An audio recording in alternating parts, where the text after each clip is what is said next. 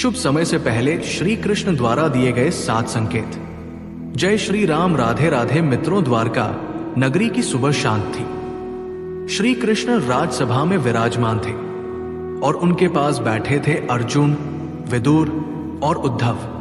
अर्जुन ने श्री कृष्ण से पूछा, हे केशव, जब जीवन में बुरा समय आता है तो उसके संकेत तो समझ में आ जाते हैं, लेकिन अच्छा समय कब आएगा ये कैसे जाने?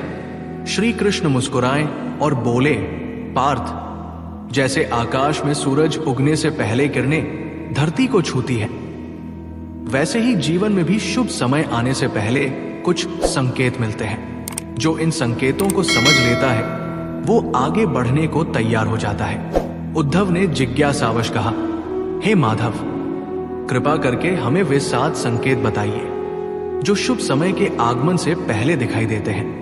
और तभी श्री कृष्ण ने जीवन को दिशा देने वाली ये प्रेरक कथा सुनाई। वनवासी युवक और उसके भाग्य की परीक्षा।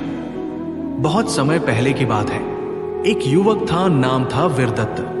वो निर्धन था, लेकिन कर्मठ, निष्ठावान और सच्चा भक्त था श्री कृष्ण का। उसका जीवन संघर्षों से भरा था, पर उसने कभी किसी के साथ अन्याय नहीं किया। वो रोज सुबह जल्दी उठता, नदी किनारे स्नान करता, फिर एक पेड़ के नीचे बैठकर श्री कृष्ण का ध्यान करता। उसकी आंखों में अक्सर आंसू होते। हे प्रभु, क्या मेरा भी कभी अच्छा समय आएगा? एक दिन ध्यान करते हुए वीरदत्त को स्वप्न में श्री कृष्ण प्रकट हुए। उन्होंने कहा, वीरदत्त, तेरा समय अब बदलने वाला है, लेकिन इससे पहले मैं तुझे 7 संकेत भेजूंगा। जब ये 7 संकेत तुझे मिल जाए तब समझना कि तेरा शुभ काल प्रारंभ हो गया है। वीरदत्त ने हाथ जोड़कर कहा, प्रभु, कृपा करके बताइए वे 7 संकेत क्या होंगे? संकेत 1, मन में अकारण शांति और सकारात्मकता। श्री कृष्ण ने कहा, पहला संकेत यह होगा कि तेरे मन में अकारण शांति उत्पन्न होगी। तू संघर्षों के बीच भी प्रसन्न रहने लगेगा। कोई कारण नहीं होगा, पर मन शांत होगा। यही आत्मा की पहली सूचना होती है कि समय बदल रहा है, और ठीक वैसा ही हुआ। वीरदत्त, जो पहले हमेशा चिंता में रहता था, अब बिना किसी वजह मुस्कुराने लगा। लोग पूछते, क्या बात है, तू आजकल बहुत शांत लगता है। वो मुस्कुराता और कहता, मुझे लगता है प्रभु कुछ विशेष करने वाले हैं। संकेत 2, पुराने संबंधों का अंत और नए लोगों का जीवन में आना।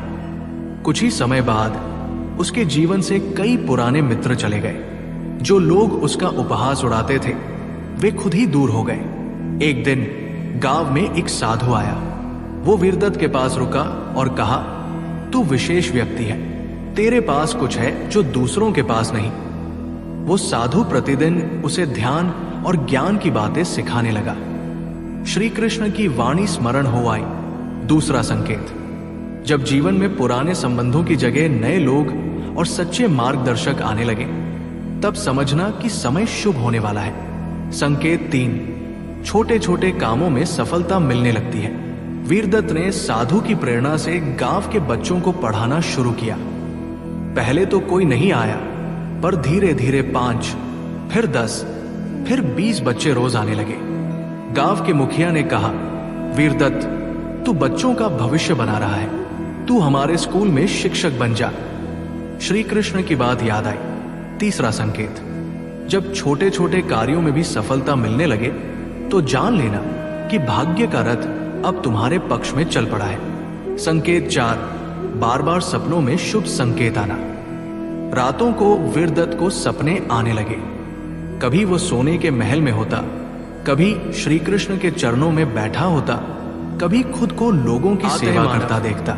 मृत्यु से दिन उसने सपने में श्री कृष्ण को देखा, मृत्यु के पश्चात जिन्होंने कहा, शांति के लिए सही मार्ग पर पुराण के अनुसार विश्वास बनाए रख। यही चौथा संकेत पूरा हुआ। आज के लिए बस जब बार बार सपनों में शुभ संकेत और दिव्य अनुभूतियां होने लगे तो समझो आत्मा भविष्य का मार्ग दिखा रही है। संकेत 5, शरीर में ऊर्जा और स्वास्थ्य में सुधार। वीरदत्त, जो पहले कमजोरी और थकान महसूस करता था, अब दिन भर काम करता, पढ़ाता और फिर भी थकता नहीं था। उसका चेहरा चमकने लगा, शरीर रोग मुक्त हो गया। गांव की महिलाएं कहती, बेटा तू पहले जैसा नहीं रहा, कुछ विशेष हो रहा है तेरे साथ। 5वां संकेत था शरीर और चित्त दोनों में ऊर्जा का प्रवाह बढ़ जाना। यह संकेत है कि आत्मा और ब्रह्मा का संबंध प्रबल हो रहा है। संकेत 6, जिस कार्य को मन में लाओ उसके अवसर बनने लगते हैं। अब वीरदत्त सोचता, काश बच्चों के लिए एक बड़ा विद्यालय हो। और उसी सप्ताह एक व्यापारी गांव में आया जो शिक्षा का समर्थक था। उसने वीरदत्त को कहा, मैं तेरी मदद करूंगा, एक स्कूल बनाता हूं। यह श्री कृष्ण का 6ठा संकेत था। जब तुम कोई विचार मन में लाओ और ब्रह्मांड उसी के अनुकूल अवसर बनाने लगे, तब समझो कि सृष्टि अब तुम्हारे साथ है। संकेत 7, अंतर्मन में श्री कृष्ण की उपस्थिति का अनुभव होना। एक दिन ध्यान करते समय वीरदत्त को एक दिव्य प्रकाश का अनुभव हुआ। उसे लगा जैसे श्री कृष्ण उसके अंदर ही विराजमान है। न आंखें खुली, न शरीर हिला, केवल आंखों से आंसू बहे।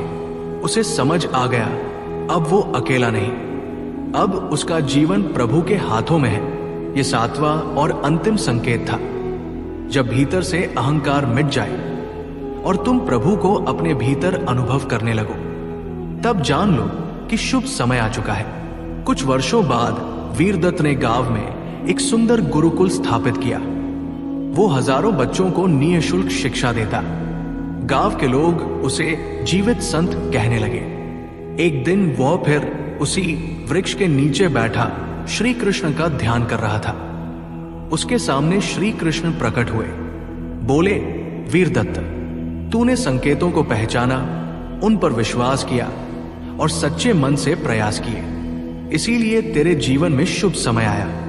याद रख, जब आत्मा प्रभु से जुड़ जाती है तब समय खुद उसके आगे झुक जाता है।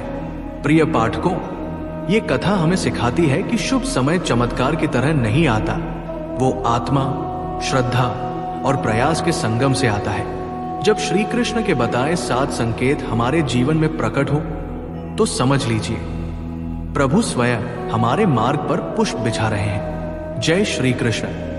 धन्यवाद।